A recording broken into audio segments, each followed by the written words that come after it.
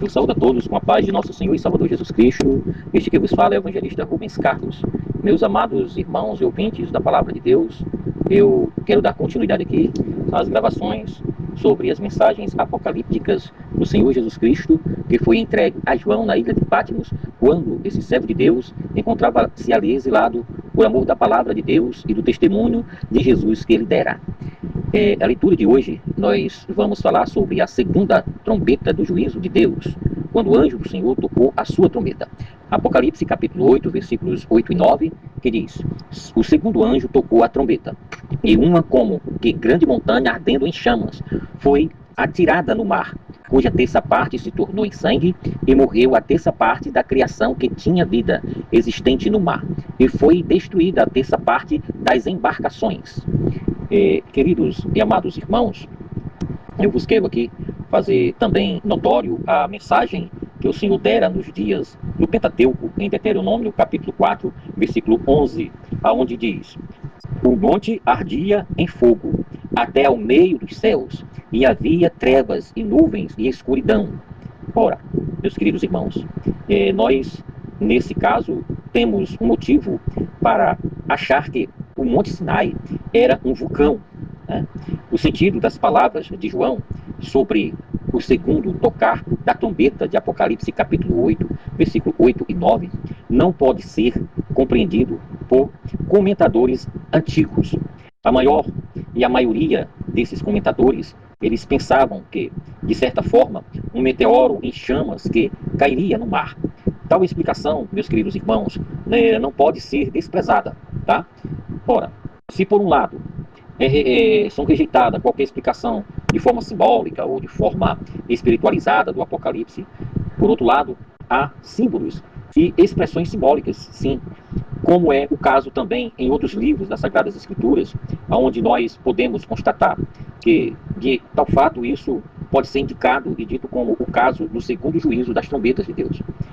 Ali não é dito que uma grande montanha ardendo em chamas foi atirada ao mar, mas muito claramente. E uma como que grande montanha ardendo em chamas foi atirada ao mar.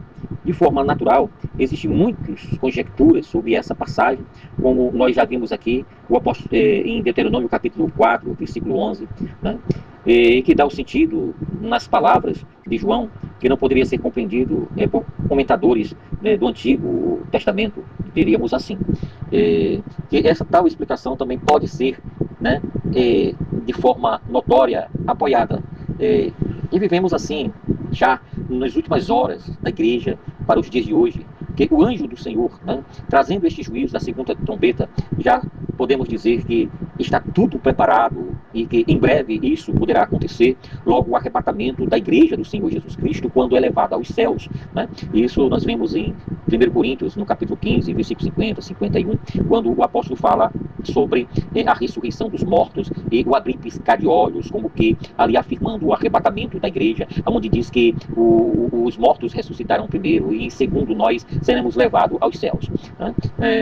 Temos assim, de certa forma, no juízo dessa segunda trombeta, uma forma preparativa até para o arrebatamento da igreja. Não que o arrebatamento da igreja será aqui no toque da segunda trombeta, e sim lá na abertura, né, dos 7 selos do capítulo 6 de Apocalipse, até o capítulo 7, onde nós vemos ali que abre-se um parênteses de um grande silêncio por meia hora no céu, né, e que diante desses juízos de Deus, né, a gente vê a forma com que Deus prepara o seu povo e os seus juízos que virão sobre as nações, os povos rebeldes, aqueles que rejeitaram o seu plano salvífico, de João capítulo 3, versículo 16, que diz: porque Deus amou o mundo de tal forma, de tal maneira, que deu seu Filho unigênito para todo aquele que nele crê, não pereça, mas que tenha nele a vida eterna. E no versículo 36 diz que a ira de Deus permanecerá sobre aqueles que não aceitarem o propósito salvífico de Deus, que foi ali o sangue do Cordeiro de Deus que tira o pecado do mundo, quando derramado ali na cruz do Gólgota, por amor de todo aquele que nele crê.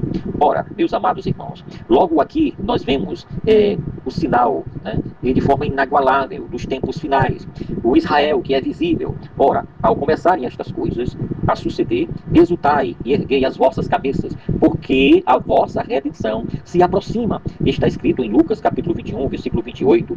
Amados, pensemos na atual situação política do mundo, onde hoje nós vemos o grande preparo de material bélico de guerra, de armas atômicas e também nucleares, aonde nós vemos as nações do mundo inteiro preparando-se para um caos. Vemos num mundo globalizado, aonde as superpotências estão cada vez mais tomando decisões, aonde nós sentimos que o cinto cada vez mais se torna apertado, o círculo das decisões políticas mundial cada vez mais vai se fechando aos poucos. Nós vemos agora, nos dias atuais, as ameaças de Rússia contra a Ucrânia, e vemos ali as decisões do mundo político, onde os homens eles procuram destruir, eliminar, matar pessoas, e muitas vezes pessoas inocentes. Eu não estou afirmando com isso que nós já estejamos vivendo uma era apocalíptica. A Rússia de Vladimir Putin atacando a Ucrânia de Vladimir Zelensky, onde os únicos intuitos são interesses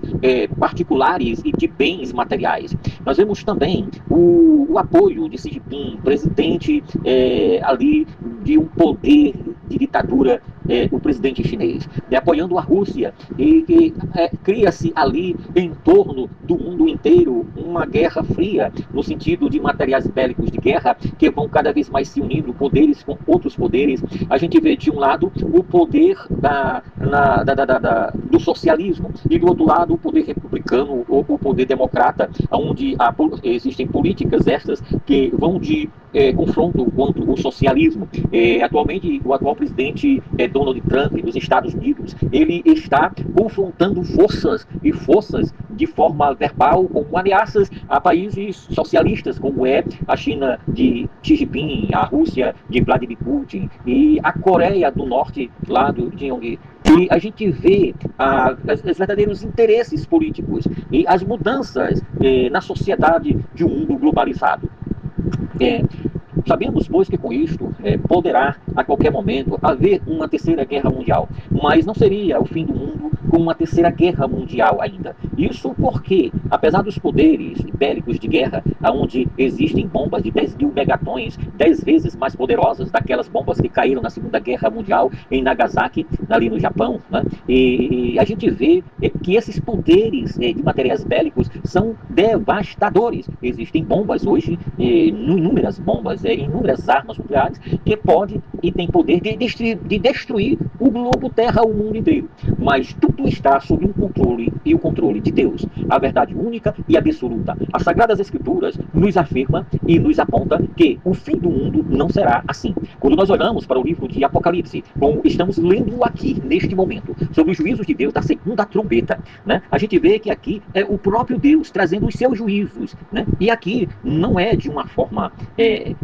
apenas simbólica, mas sim de uma forma literal. O mundo sofrerá o dano, né, dos juízos de Deus, né? E não diria que isso seria com o uso de armas. Deus não precisa de armas atômicas, de armas nucleares, para trazer aqui devastações, como a terceira parte, né, de todo o mar, e de tudo que existir no mar haverá de ser destruída, né? Os seres que ali estão serão mortos, né? Então, meus queridos, a atual situação do mundo não está nada favorável para nós, a humanidade do mundo inteiro. Mas o dilema em que se encontram os povos é enorme. Vemos os acontecimentos apocalípticos em preparação. O mundo está sendo preparado nas decisões políticas pelos líderes de governo, nas decisões religiosas pelos líderes religiosos, né? Uma indicação que bombas atômicas, né, e armas nucleares, mas isso, como uma terça parte do mar, se transforma em sangue. Essa é a realidade do mundo. E através da enorme bola de fogo pertencem aos sinais de juízos de Deus que não se podem explicar. No final das contas, meus amados ouvintes, não haverá intensas também esses juízos, mas isso acontecerá de forma que virá a ira de Deus sobre os povos da terra. Quem tem alguma dúvida deve se lembrar de Êxodo capítulo 7, versículos 20 e versículos 21. Lá está dito que a primeira praga sobre o Egito realizou-se de maneira semelhante. Fizeram Moisés e Arão, assim como o Senhor lhe havia ordenado. Arão, levantando a vara, feriu as águas que estavam no rio, à vista de Faraó e seus oficiais, e toda a água de rio se tornou em sangue, de sorte que os peixes que estavam no rio morreram. O rio cheirou mal, e os egípcios não podiam beber a água do rio, e houve sangue por toda a terra do Egito. É impressionante que isso é indicado também em vários outros lugares, como, por exemplo, em Salmos 105, versículo 29, diz: transformou-lhes as águas em sangue, e assim lhes morrer os peixes, ou nos das duas correntes que viriam. Vemos também o Salmo 78, 44, que diz: e converteu em sangue os rios deles, para que das suas correntes não bebessem. É a verdade mostrada que o Senhor não depende nem de meteoros, nem de bombas atômicas, de armas nucleares, de materiais bélicos de guerra. Deus não precisa da ONU, dos Estados Unidos, nem de país, nem de governo, nem de líder algum de governo do mundo inteiro, como instrumentos de seus juízos, mas está no seu poder a força de Deus para ser utilizados para reger os seus juízos sobre as nações do mundo inteiro. Por isso, é aconselhável, queridos, e notável manter esta discreção, pois o Senhor, Ele mesmo, dará conta de tudo o que está profetizado em sua palavra. O mundo e os poderes do mundo serão abalados, pois os sérios juízos de Deus serão executados. É incompreensível que se dá tal pouca atenção a esse dia da ira do Senhor, da ira que pertence a Deus, no período da grande tribulação, da forma com que o mundo sofrerão os danos dos juízos de Deus, apesar das Sagradas Escrituras notificar as profecias de forma tão clara. Nós vemos aqui agora o profeta Isaías dizer deste terrível dia do Senhor, porque o dia do Senhor dos exércitos será contra todo soberbo e altivo, e contra todo o que se exalta para que seja abatido, contra todos os cedros do Líbano, altos, muito elevados, e contra todos os carvalhos e carvaleiros, contra todas as plantas e todos os bois de Baçã, contra todos os montes altos e contra todos os outeiros elevados, contra toda a torre alta e contra toda a muralha firme, contra todos os navios de Tarsis e contra tudo o que é belo à vista. A arrogância do homem será abatida e a sua altivez será humilhada. Só o Senhor será exaltado naquele dia. Os ídolos serão, queridos, amados irmãos, de todos destruídos. Então os homens se meterão nas cavernas das rochas e nos buracos da terra, entre o terror do Senhor e a glória da sua majestade, da sua pureza e santidade, quando ele se levantar para espantar a terra, e o mundo será abalado e as nações serão julgadas. Naquele dia os homens, eles lançarão as toupeiras e aos morcegos e os seus ídolos de prata e os seus ídolos de ouro que fizeram para ante eles se prostrarem, e meter-se-ão pelas fendas das rochas e pelas cavernas das penhas ante o terror do Senhor e a glória da sua majestade e santidade, quando ele se levantar para espantar a terra.